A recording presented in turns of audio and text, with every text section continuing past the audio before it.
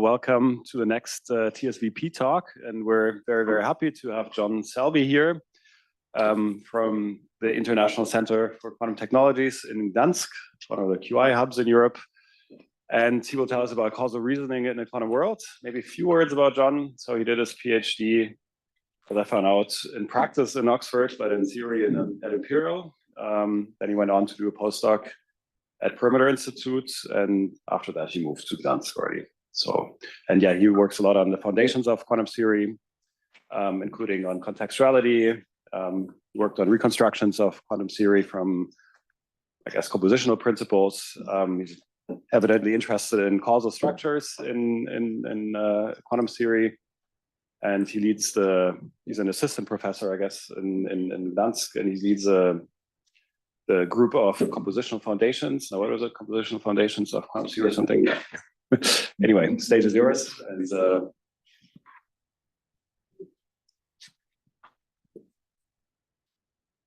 okay, so yeah, I'm going to come in.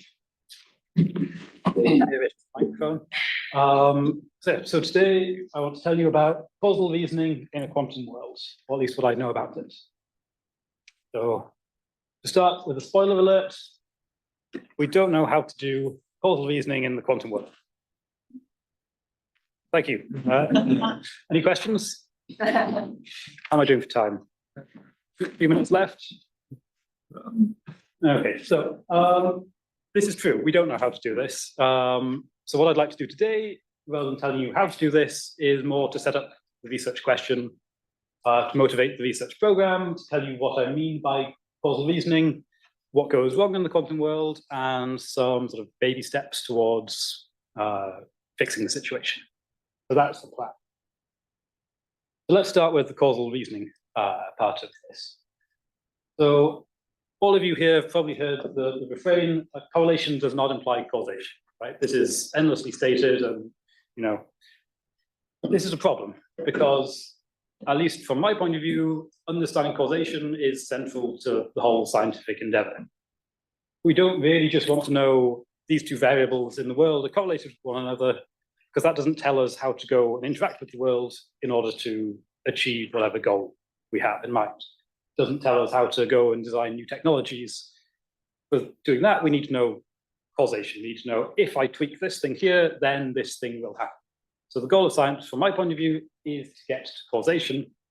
But how do we do that if the correlations that we observe don't tell us anything about causation? Well, the fact is, this is a bit misleading in a sense. And Hans Reichenbach, I think, in 1956, articulated a principle that really says what is wrong with this standard statement that people make. Interestingly, 1956 was 3 years after his death, so there's some interesting causation going on here as well. And he basically argued that correlation does actually imply causation, but with a caveat, which is that it doesn't tell us what the causal structure is. So if we see a correlation, then there's something causal happening, but precisely what the nature of that causation is not clear. So let's try and make this a bit more precise. So the principle says, okay, imagine we've got two random variables, let's just call them A and B, and we go out and we do an experiment and we see that these two random variables are correlated with one another. Formally, this means that the joint probability distribution over the two variables doesn't factorize as the product of the individual probability distributions on the two separately. I'm going to try and keep the maths to a minimum in this talk, but some kind of familiarity with probability distributions and conditional distributions is probably necessary to really understand the details, but hopefully you can have some sort of intuitive idea of what it means for two things to be correlated, even if the maths doesn't necessarily mean much to you. Anyway, we do the experiment, we see some correlations in our data, and Reichenbach's principle says that there should be an explanation, a causal explanation for these correlations that we've observed. But there's different possible causal explanations. It could be the case that there's an influence, causal influence from A on B. That's one option.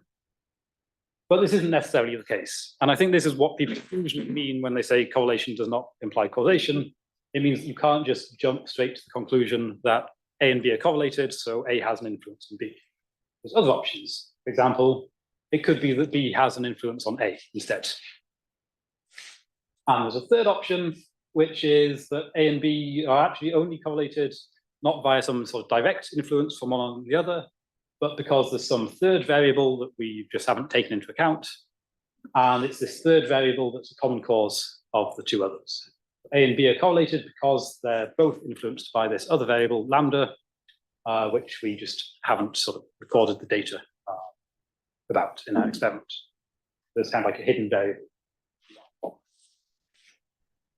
Of course, you could have sort of combinations of these, but these are like the three distinct options. So we could have sort of a common cause lambda and then a direct influence from A to B. For example, that's an option. But there's sort of these three fundamental choices. So you can come up with counterexamples to these. They're usually quite amusing. You can find them on this website here at the bottom. For example, you can find things like that. The Google searches for my cat scratched me is correlated with Coca-Cola company's stock price. Clearly, there isn't really an influence of one or the other, or vice versa, and it seems quite implausible there's some common cause explaining this. This is more just a coincidence, if you want. If you have enough data sets and you look at them, eventually something will show up as being correlated, even though there's no real reason for it to be correlated. But this sort of doesn't count as a genuine correlation because this should disappear if you do some trial or when you gather more data, these sort of spurious correlations, these coincidences will disappear in the long run. So let's assume that the data we're talking about now is sort of real correlations that aren't just these kind of coincidences that we can come up with. So these kind of spurious correlations aside, Reichenbach's principle says, okay, you make an observation, you see some correlation, there is a causal explanation for this, there is causation going on, but we don't know which of these explanations is the correct one, necessarily. And this is a problem because, again, the point of doing science isn't just say there is a causal explanation. Well, we want to say what the causal explanation is so we can go and design new experiments, design technologies, come up with sort of public policy on how to produce laws and so on to influence the world around us. So really, the goal of understanding causation should be not just saying there is causation, but which is the right explanation? Which of these is the one that we want to endorse? So luckily, in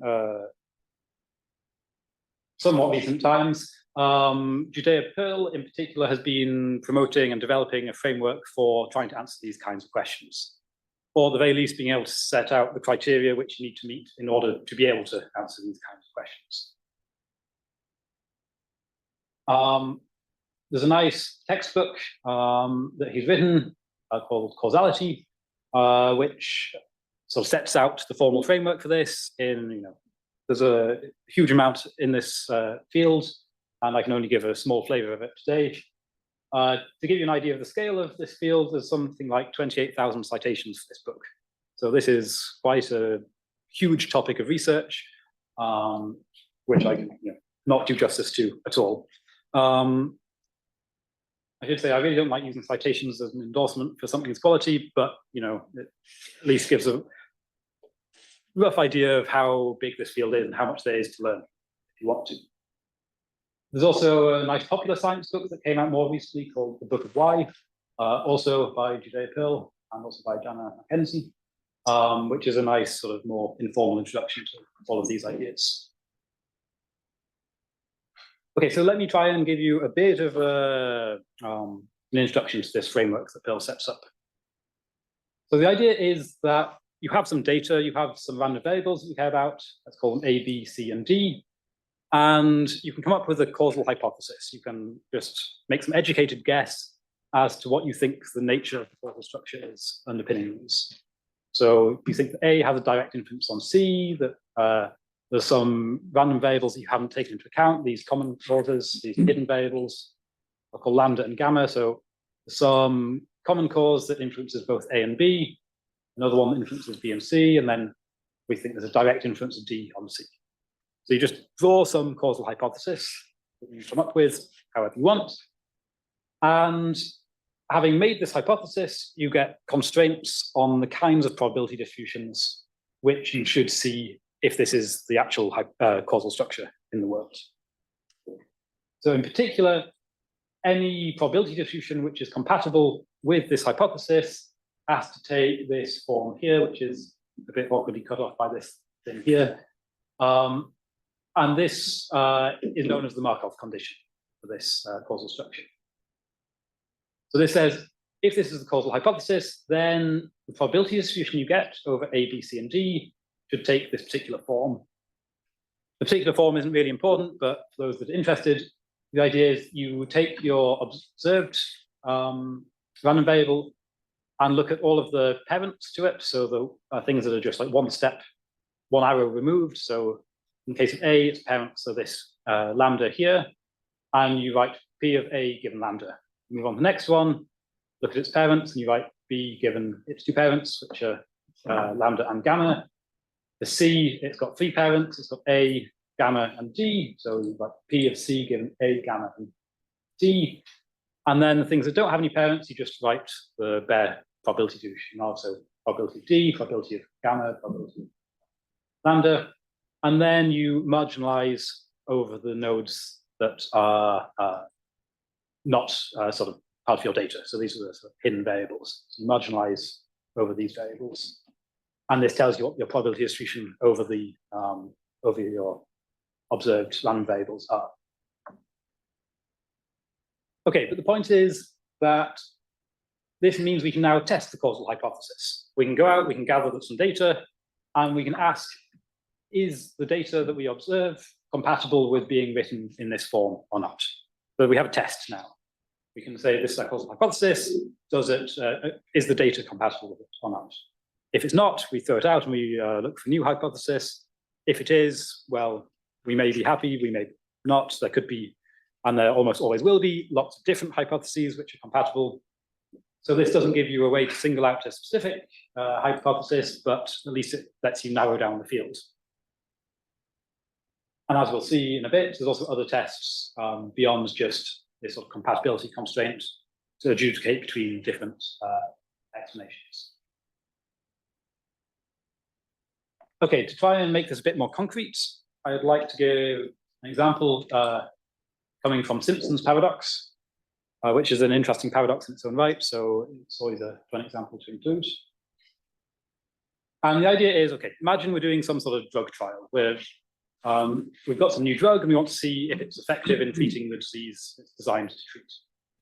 So we're going to give half of our population the drug and half will just give a placebo instead. And this is what we observe in this experiment. We find that of the 400 people we give the drug, 200 of them recover. So it's got a 50% recovery rate.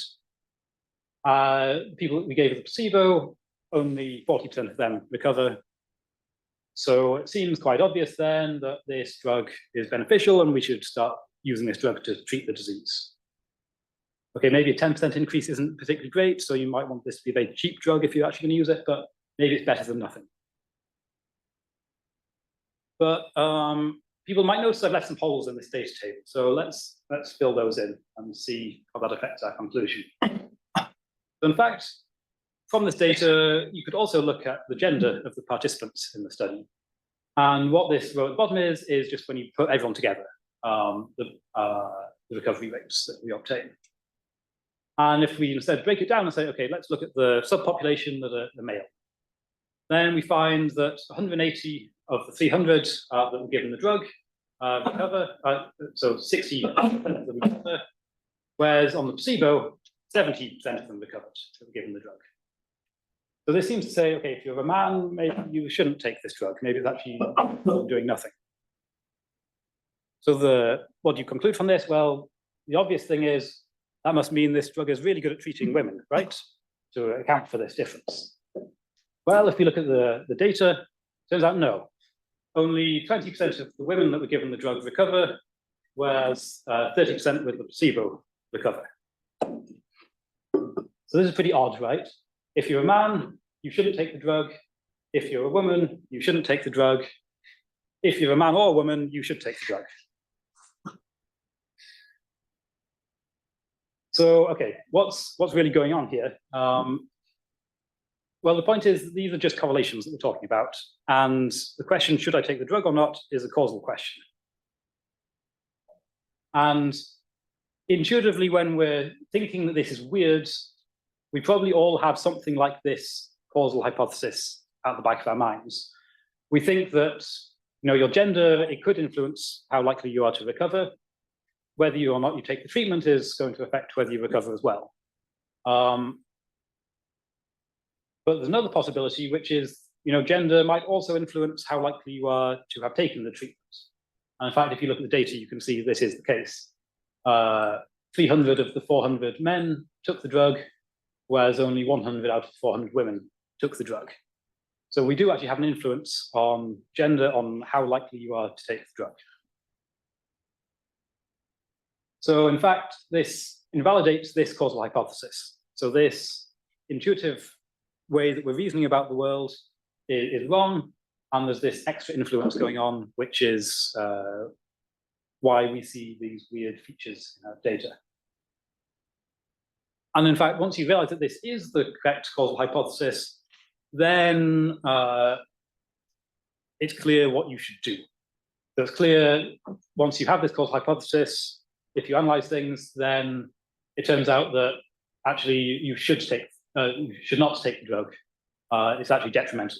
So the sort of looking at the subpopulations and determining what the subpopulation should do is the correct way to analyze the data in this case.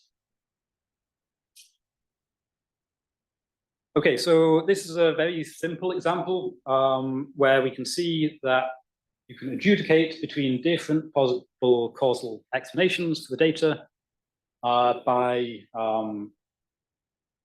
using the sort of this Markov condition that I presented before.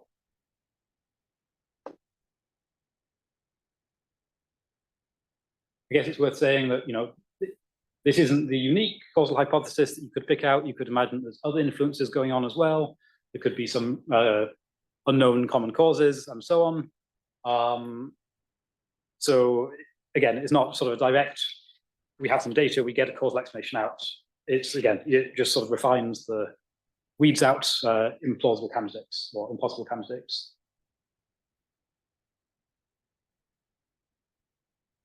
Okay, so the key points I really want you to take away from all of this.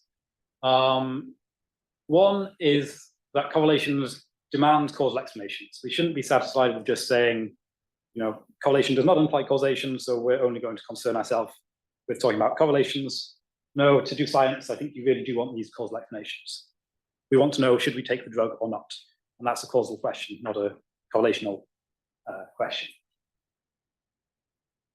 And tools exist to adjudicate between the different possible causal explanations. I've shown you one of these tools, this sort of Markov condition, but there are others as well. As I said, it's a huge field of research, and there's a lot of heuristics and tools that people build to try to do well in the majority of cases, even if the general problem is very tricky. Okay, so that's classical causal reasoning, or what people usually would just refer to as causal reasoning. So now I want to talk about the quantum world and what goes wrong there. So in 1964, John Bell said, everything from the first half of this talk falls apart when the correlations come from quantum experiments. Slightly paraphrasing, but that's the gist of Bell's theorem. When you start doing quantum experiments, then all of these tools that have been developed to deal with classical data, they stop working. So what kind of experiment do we have in mind? Well, we have two distant locations at the same time. So we've got Okinawa, Christmas time at the beach, and then quite different, quite far away, is Polish Christmas at the beach. Same time, very far apart from one another. But rather than being at the beach, we're going to actually be in some quantum lab doing a quantum experiment. And we've got some poor PhD students who have been locked away at Christmas to work their shift. So yeah, it's Christmas time. The PhD students are very unhappy, so they want to get this over with as quickly as possible. And in fact, they're going to do the entire experiment so quickly that there's no possibility of light getting from one lab to the other in the duration of the experiment. So what is this exciting experiment that we've got them doing? Well, our PhD student in this lab in Poland has some setting that he chooses, which is going to be this random variable A. He chooses it randomly, so he's sitting there twisting some dial, changing some setting, and then he observes some outcome, so he writes down which outcome occurs. So that's what he's going to spend his Christmas doing, changes the dial, writes down the outcome, changes the dial, writes down the outcome. Very exciting. And the same in the other lab here in Okinawa. There's some setting that's chosen, and then some outcome occurs, and these are written down.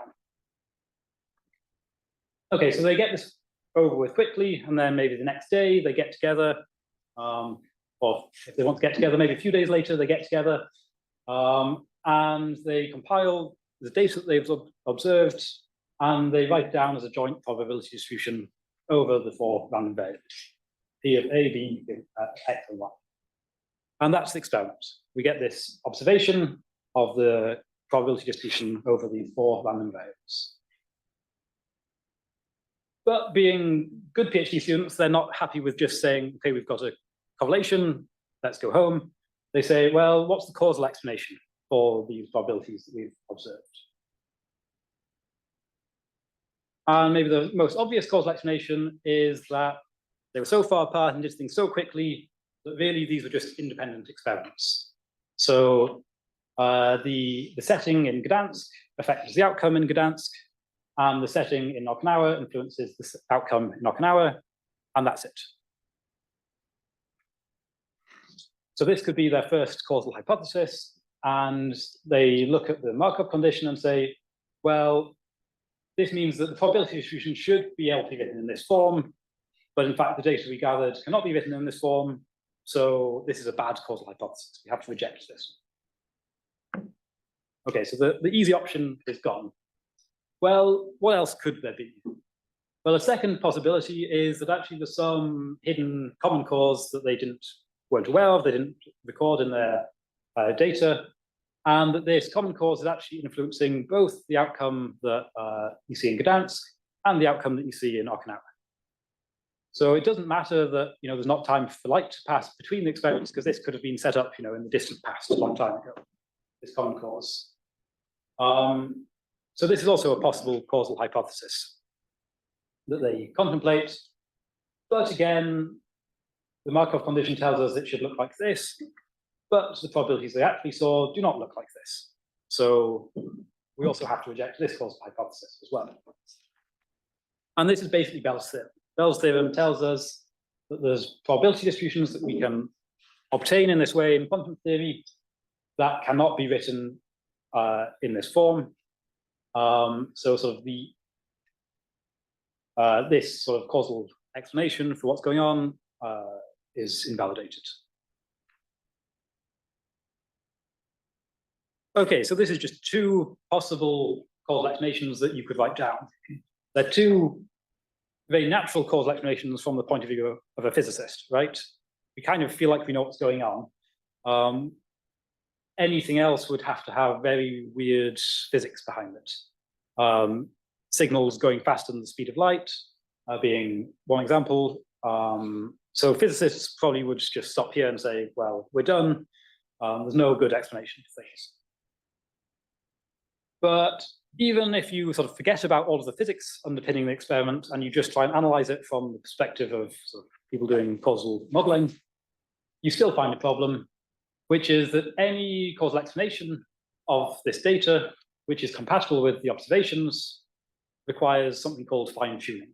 And this is a bad thing in the literature. So if an explanation is fine-tuned, it's usually discarded. This is another one of these sort of heuristics that isn't strictly whether it's compatible or not, but it's a way to weed out bad explanations. And this was first proved in this paper by Wood and Steckens back in 2015. I won't go into the formal idea of what fine-tuning actually means, but I hope to give a couple of examples which will give you the intuition behind it. So a third possible causal explanation is that we have faster than light influences going on. So the setting that's chosen in Gdansk has some influence over the outcome over in Okinawa. This influence would have to go faster than the speed of light, which contradicts relativity theory and so on. So this is, physicists are not happy with this kind of explanation, but it's something you could contemplate, right?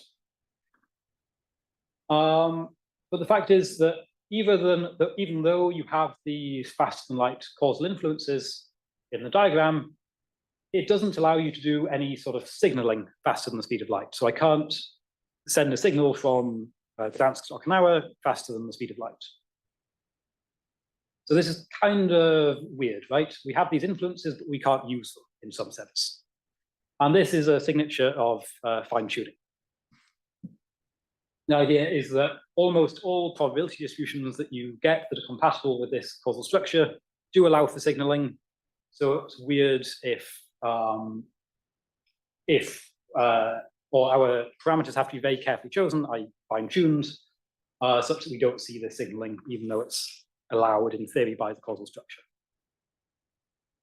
So this is deemed a bad explanation, both by the physicist saying relativity theory says no, but also by the standard tools in causal modeling. Another possible causal explanation is that this common cause isn't just affecting which outcomes occur, but it could also affect which settings are chosen. So even though the two PhD students thought they were, randomly just choosing which settings to use, in fact, there was something in their past that made them choose them in a very precise way, so that they saw the correlations they did.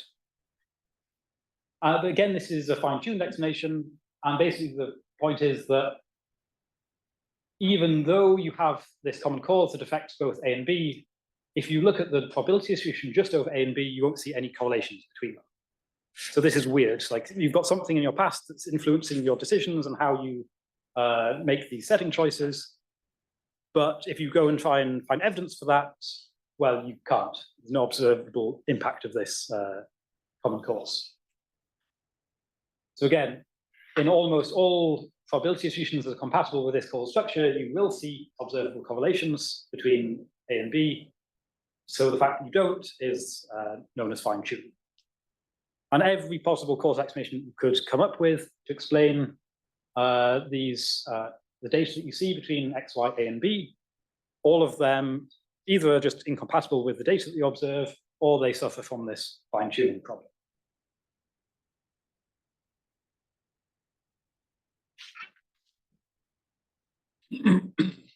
Okay, so I've argued that all of these other causal explanations that you come up with are fine-tuned, which is bad.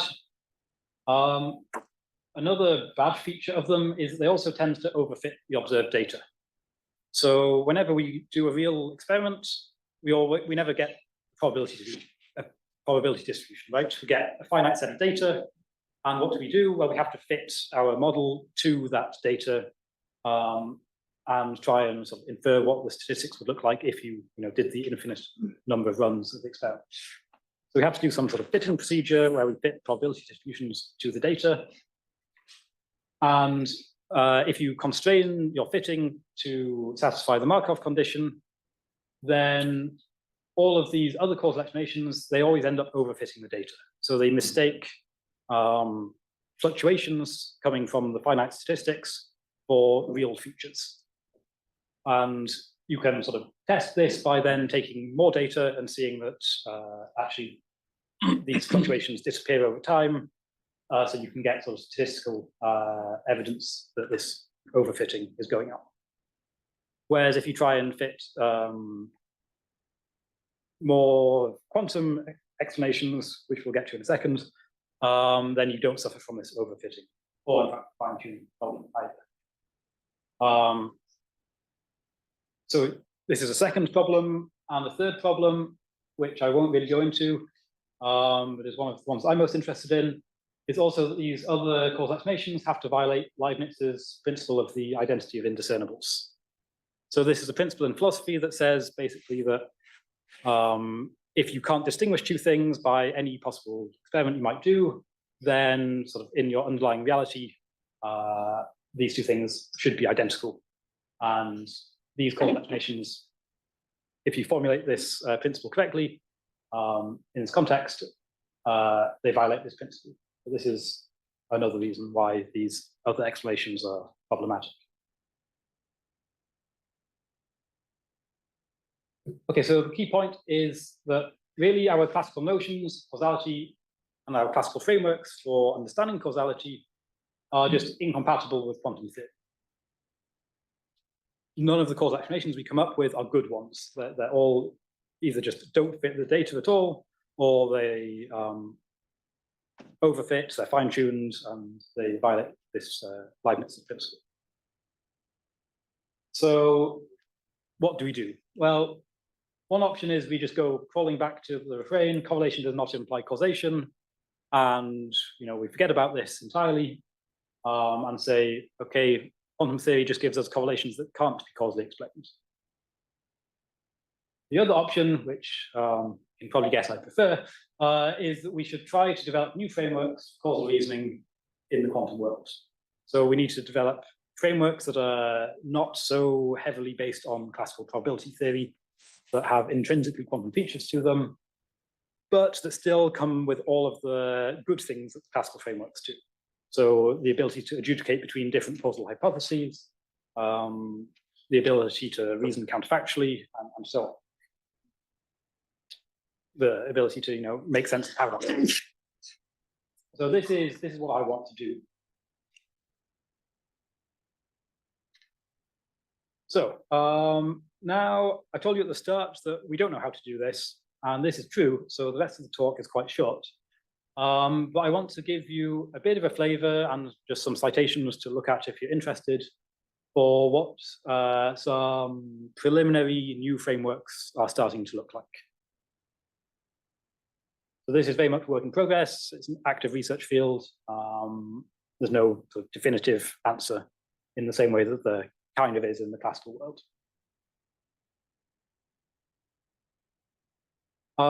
I should say that I'm going to present, or I'm going to introduce very briefly, 3 different frameworks. There's a lot more than that, but I think these are, well, I think these are the ones that I like the best, which is why I've pointed them out. But that's a subjective opinion. If you want to see others, I'm happy to talk afterwards and point you in the direction of other frameworks as well.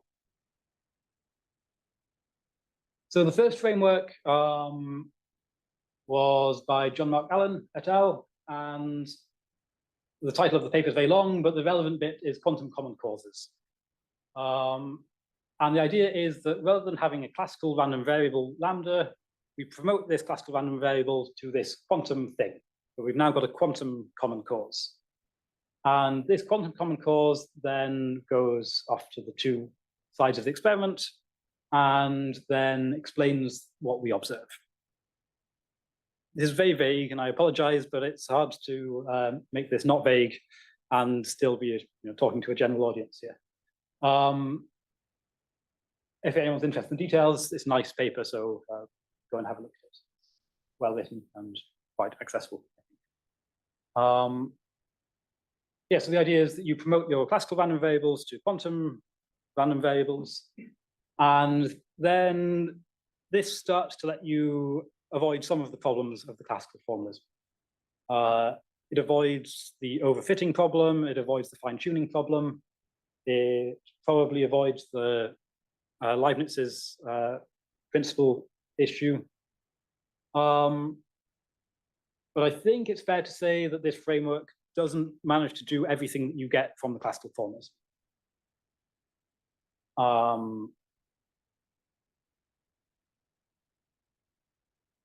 I don't know if I have a specific example off the top of my head, but yeah, so the classical formalism allows you to say, now I've got this causal hypothesis, let me do some sort of counterfactual argument. Like, if the world had been this way instead, then what would have happened? So that kind of reasoning you can do using classical causal models. In this framework, though, you can't really do that in the same way. So there's limitations, there's things that you get from the classical world that don't work in this framework.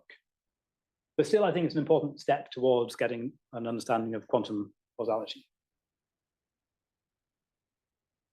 The second framework that I want to point to is the framework of quantum Markov categories.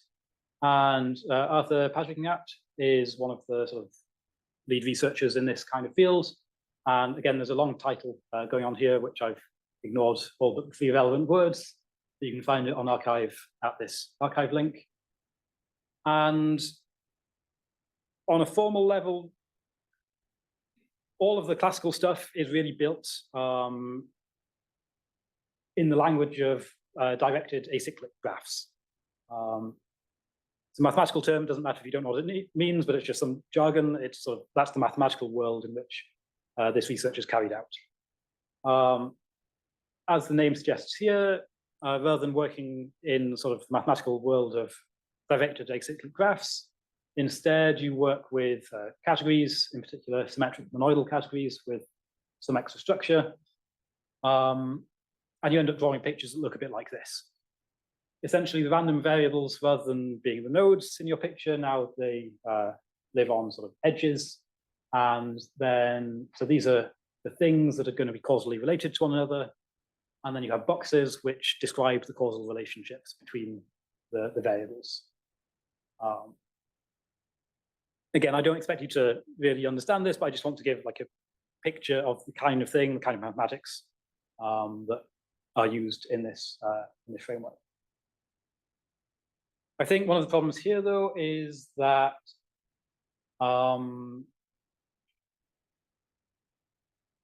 it's not clear what is sort of physically relevant in this framework. There's particular tools that are used here which mathematically are well defined, but where there's no real physical meaning behind them. I'll return to that point in a second, in fact. But yeah, there's sort of, it's unclear how to divide this formalism into the things that physically make sense and the things that are just a mathematical tool to reason about the world. And that brings me to the final framework that I want to talk about, where you'll see pictures like this, which look fairly complicated. And this is the notion of a causal inferential theory. Again, there's a much longer title, but I've suppressed 90% of it. And that's available at this arXiv link. And this is where my research finally makes an appearance. I should say everything I've talked about so far is what other people have done. This is the bit where I've contributed to. And this, a bit like the quantum Markov categories, is based fundamentally on the mathematics of symmetric monoidal categories. But you can kind of see from the different pictures that things are working in a slightly different way. Obviously, I think this is really great formalism, so there's absolutely no problems with it at all, except that we haven't actually managed to formulate quantum theory in this language at all. So yeah, this is very much the start of a research program, and I think it will work out, but ask me in 20 years and I'll let you know whether it has or not. As you can see, it's been on arXiv for quite a while, and there's technical stuff which is quite a pain to sort out. I think all of the bugs are fixed, but then we now need to go and put quantum theory into this language, and that's a challenge. In particular, it's a challenge for a few reasons. Well, two reasons, I guess. One is you have the quantum no cloning theorem. So when you're living in the classical world, you can take some data and you can just make a copy of it. You can look at it, you can write it down, right? And now you've got a copy. Easy. In quantum theory, you can't do this. If you've got a quantum state, there's no physical way to take that state and produce another state that's the same as it. It just doesn't work. And this is the problem when it comes to quantum Markov categories, because they use something which is basically a cloning operation in their definitions, but it's not a physical one. And so then when you're trying to analyze these, it becomes quite a headache. In the framework that I've introduced, it's called inferential theories.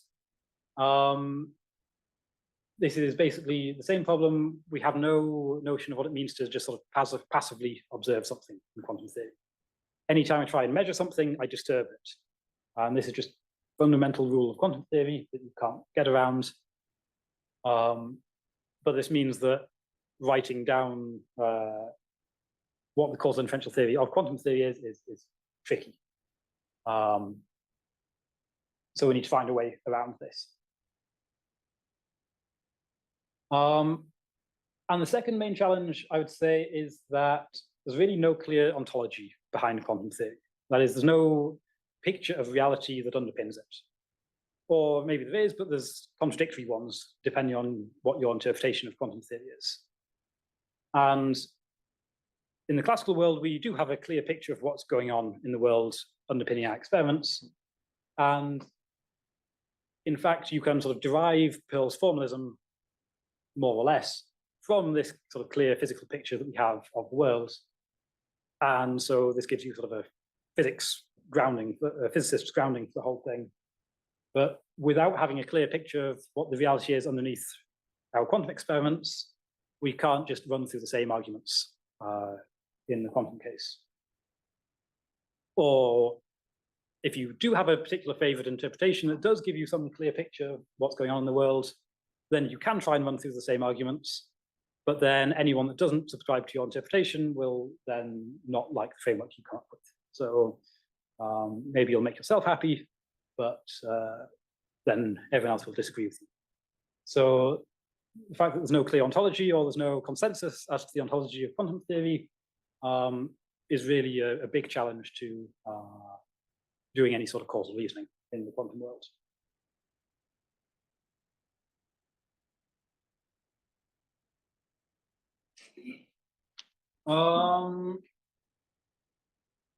No, I think that sidesteps it. I think that sidesteps the issue a bit. Or maybe you could say that it's taking a sort of operationalist interpretation. So yeah, I think that's possibly another problem with their formalism, is that because it's not founded on some sort of ontology, whether it's the sort of correct formula to work with is not clear. There's no derivation of it from principles, let's say.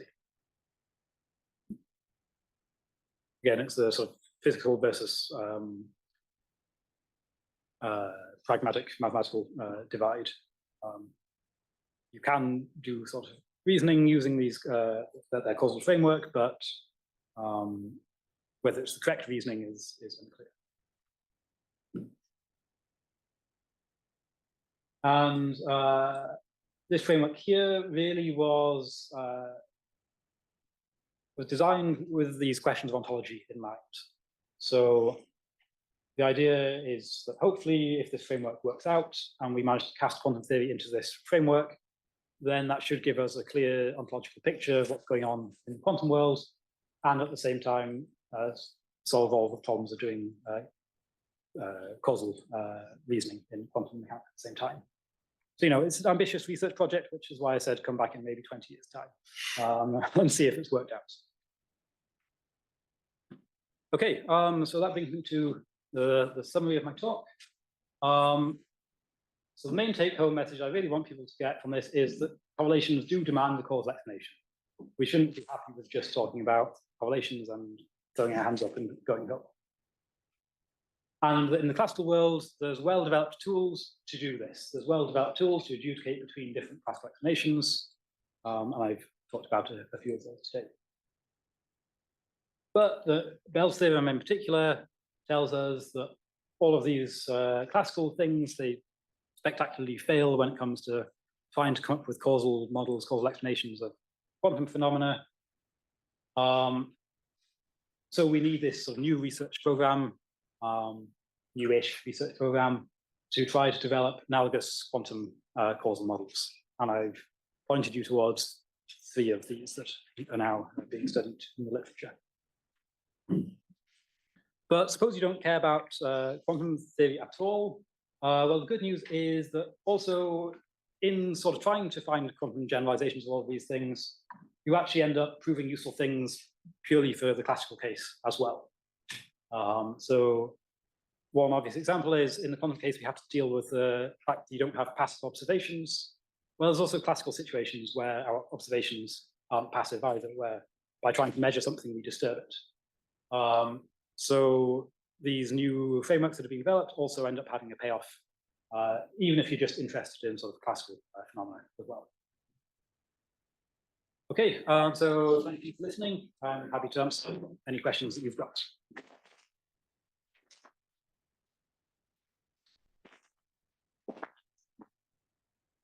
Yeah, thanks very much for the really nice talk. Any questions from the audience?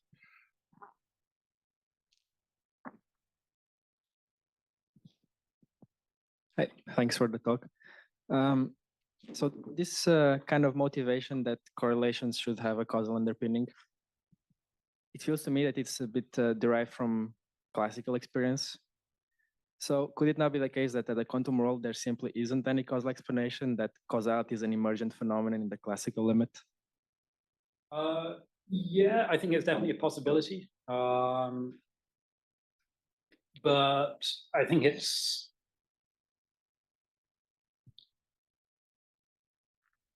I mean, okay, yeah, it's a possibility. I hope it's not the case, because as I said, I feel like if we want to understand how to influence the world, we need to understand causation in some sense. It doesn't need to be the classical notion of causation, as we've seen that fails. But I still think if you really want to do science, you should be trying to find the causal explanation. So I'm not willing to give up on it yet. Maybe in 20 years' time, when my research program fails, then I'll say, okay, you were right. Let's just give up on causation. But I think it's too early to take that step yet. There's still scope for these alternative frameworks to work out.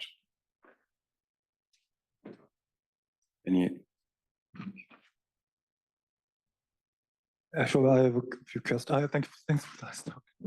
Actually, I have a questions about for example, you use the Bell's inequality violation as a kind of fundamental example to that we need the kind of non-classical kind of causal theories that you explained very briefly. But just very roughly thinking about this Bell inequality experiment violation in experiment setup, then if we first share kind of non-local bipartite state into two systems, and then it means it sounds like kind of very complex mixture of classical and quantum causal actions that affects both sides, and then from that point we see the specific Bell inequality violation. So my question is, how can you understand this kind of phenomena from the viewpoint of non-classical quantum causality, for example, using your own approach, or the quantum causality proposed by Allen and Schubekens? Maybe let me flip back to some of these pictures. So in this kind of picture, for example, it's kind of as you described. You have some sort of quantum thing, and one part of it is going off to one side of the experiment, the other part is going off to the other side of the experiment. And so then this is sort of just a mathematical framework that allows for quantum and classical things to interact and talk to one another, and where at least all of the nodes that you observe here are classical. So at the end of the day, the thing that your observation is just a classical probability distribution, but you're allowed to have sort of quantum things in the sort of hidden part of the experiment. Okay, so in the model, for example, the quantum common cause corresponds to the non-local state prepared, and then, for example, the explanation is very similar in the other frameworks like yours.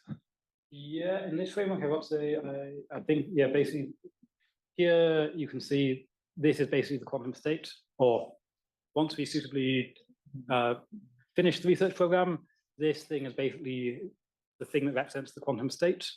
And then part of it goes off here to one wing of the experiment, part of it goes off here to the other wing of the experiment.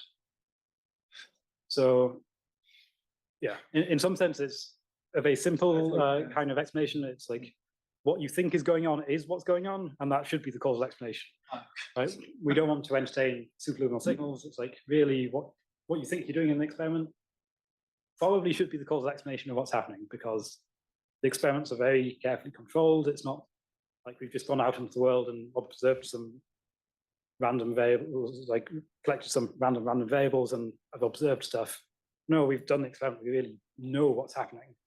So in some sense, that's perhaps the best explanation for why this is the right causal explanation, right? Because experimentalists know what they've done, and they know that they set things up in this way. And okay, we can entertain other things, but the experimentalists know they have a singlet state that's gone off the two wings of experiment, so it should look like this.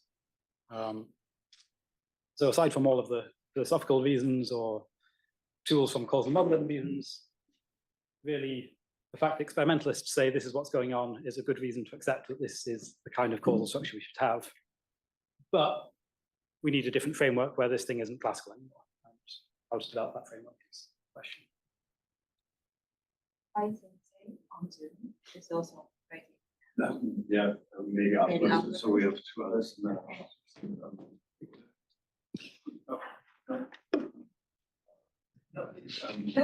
So he was first, and then Thanks. Yeah, thanks a lot for the nice talk, John. I have a question about this. You call it the free choices, somehow way out of This one. the problem, and somehow we reject this explanation. Somehow, I think, based on what you said, for these fine-tuning reasons. My question is this somehow like based on, say, philosophical grounds that we don't like that somehow experimenters can't do free choices, or is it more an assumption of they have somehow true randomness, they have access to true randomness to somehow set their experiment? So both, I think, is the answer. If you philosophically endorse, freedom of choice, then you shouldn't like this kind of explanation. But also, if you believe that quantum random number generators are really generating random numbers, then you shouldn't like this kind of explanation. Or if you really strongly believe that things shouldn't be fine-tuned, then you shouldn't like this explanation. So sort of there's a bunch of different reasons why you shouldn't like it, and sort of take your pick, whichever motivates you to dislike it. Yeah, but it's somehow similar to like super determinism, where there's many philosophical reasons not to like it. Yeah. But ultimately there's no say rigorous argument why it's not. Yeah, like the fact that, quantitative argument why it shouldn't or can't be the case. yeah, so I would say that the fact that the observables are compatible with this causal structure in the sense of they don't violate the Markov condition for this structure says that, yeah, this isn't something you can rule out just by contradiction with experiment, but that you have to find some philosophical or mathematical principle or physical argument to say, yeah, I don't endorse this. Wouldn't the overfitting be a bit more rigorous argument against such models? Yeah, but again, I think it's inconclusive, right? I guess it's more mathematical than philosophical. Yeah. So yeah, I'd say it's not necessarily a philosophical thing, but mathematical or physical arguments also. Yeah, I think overfitting is a good argument against this, to my mind, as well. Is it plausible that the causation is happening at the level that we cannot directly observe, like at the level of, let's say, probabilistic probability distribution goes from A to X to kind of influence this probability distribution, but the observation of A and also X at this level, something that determines one particular observation, like a collapse of wave function and so on, operates some kind of quantum specific operation, and that makes it very difficult to explain everything in the classical causal framework. But actually, underlying mechanism is possible to explain under some kind of classical the causal explanation. If that makes sense. Yeah, I think I understand the question. So I haven't shown sort of all of the possible causal explanations. I just picked a few that are simple ones to talk about. In the paper that I mentioned, it does go through all sort of possible explanations, but it is within the context of directed acyclic graphs. So maybe you could imagine something with sort of causal cycles, maybe if you wanted to allow that kind of thing. Although I do think there's been recent work that even says if you start allowing cycles, that you still can't get good explanations of quality violations. But yeah, I'm not certain of that off the top of my head. But yeah, you don't necessarily need to go to an intrinsically quantum explanation. There may be other modifications of the classical thing that work, of this particular classical framework that I presented, that might still leave you with some notion of classicality of the causal explanation, but that just don't quite fit in this framework. So Tomoki, are you? Yeah. Okay. Yeah. So thank you for your talk. I'm not the expert, but I wonder how your theory or related to so-called Einstein-Podolsky-Rosen paradox. Yeah, if I remember correctly, some information related to quantum states might propagate very quickly, maybe at the speed of light or even more. That and yeah, I wonder whether your question is related to this kind of basic question in quantum theory, and whether your theory can give some answer to this kind of question. So I think, although I need to think a bit more carefully, but I think that the sort of EPR experiment can be explained with the classical framework, more or less, and without having to go to some sort of radical kind of causal hypothesis. The sort of the standard naive choice of causal explanation, I think, works there. But I think the EPR experiment doesn't really challenge the framework of classical causal modeling in the way that Bell's theorem does. Okay. Yeah. Thank you for the talk. Okay, thank you. Oh, sorry. I was just wondering, like in your first new causal framework, you mentioned that you're replacing the common cause, the classical common cause with a quantum common cause. And does that imply that the probability in quantum, like in quantum world, is different than in the classical world? And how is like the probability that governs the two different worlds different?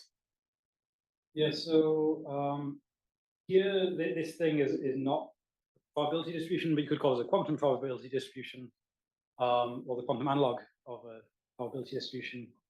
And it's more or less a quantum state. Or in this case, it's more or less a bipartite quantum state. There's some subtleties to that, but I think for the purpose of this answer, just thinking about this as a quantum state. So just some sort of density matrix on the bipartite Hilbert space. That's kind of what the quantum analog of probability is. Yeah. So it's a probability matrix instead of distribution. Yeah. So the I don't know whether kind of matrix of going from a probability vector to some sort of matrix. Yeah. Okay, Brianna. Thank you. Yeah, thanks for the talk again. It's very nice. I guess I have a bit of a basic question.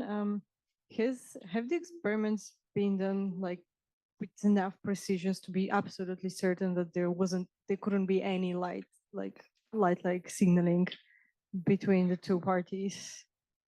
As far as I know, yes. But Okay. I've got to admit, I've never read the experimental papers that do this. So, Okay, because light travels pretty quickly. Yeah, but I believe that all of the sort of loopholes that you can imagine about these two things fast enough have been closed.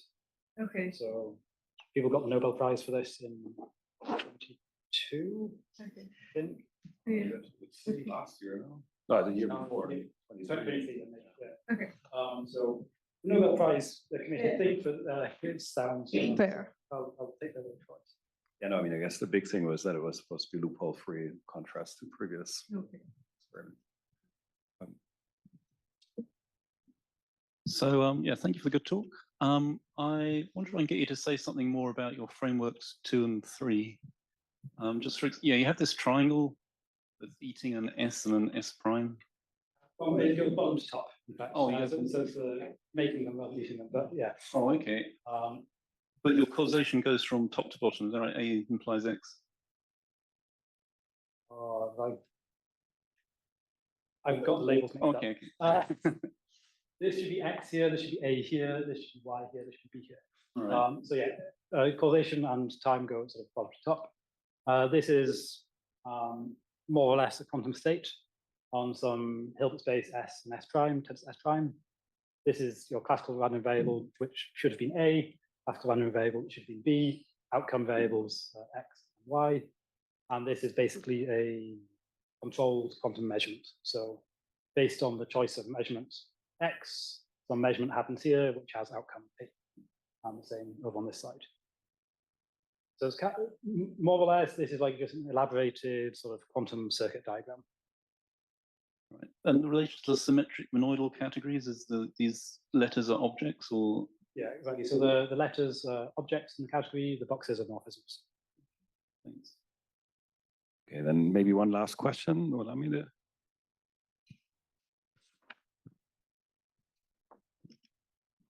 Thanks again for the talk. I have 2 questions. One, when you were describing the possible explanations for, I think it was explanation 3 or so, the superluminal. Yeah. Yeah. If you could quickly explain the difference again between faster than light influences without faster than light signaling, but because in principle can't an influence be propagated by a signal. So yeah, that's my first question. So the idea is that, okay, so we have this picture where A is causally influencing Y, and we imagine that there's some classical system going from A to Y. Now,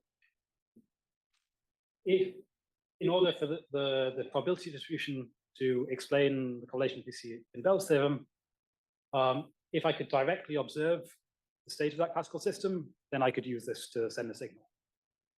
But when I only have access to the random variable Y, which is some processing of the input systems, then this signal is sort of washed out. So even though it's definitely there, sort of traveling along the arrow in order to mediate this influence, when we get our observed data at the end of the day, there's no way to see it. So this really has to be a true hidden variable in the sense of it has to be unknowable. If you could know it, you could signal faster than the speed of light. So this has to be an unknowable hidden variable, hidden influence. Okay, and that feeds well into my second question. So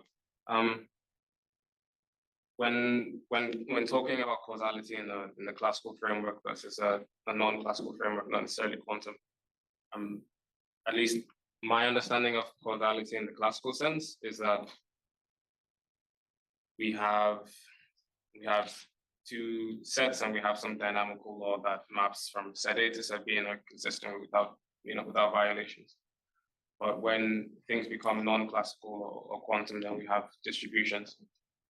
When we're trying to reason about what causality is in this non-classical sense, do you necessarily have to let go of dynamical connections between 2 sets? What sort of structures do you then have when you say things are causally linked? So I guess a clearer definition of causality in this sense. And if that's the case, do you necessarily need a hidden variable to define causality? So yeah, thank you. So, well, yeah, so the sort of picture underpinning classical causality is basically exactly what you say. You have sets, and then you have dynamical functions that describe the relationship between the sets. But then on top of that, to get to Phil's framework, you allow for people to be uncertain about this. So you allow uncertainty about the initial conditions, basically. And from that kind of perspective, you can derive all of Peel's framework. So when I said that you can derive Peel's framework from sort of ontological perspectives, that's what I have in mind. But obviously, when you go to quantum theory, you no longer have sets of the states aren't just a set of states, and you don't have functions. And if you try to run through similar arguments, you can derive this kind of framework, where you say that things that are real are unitaries. So if you endorse unitary operators as being the sort of ontological thing, then I'm sure with some caveats, you basically can derive this framework out. So that's kind of trying to follow the same track as you do classically, but in the case. Okay. Yeah, let's thank John again for this very nice talk. Yeah.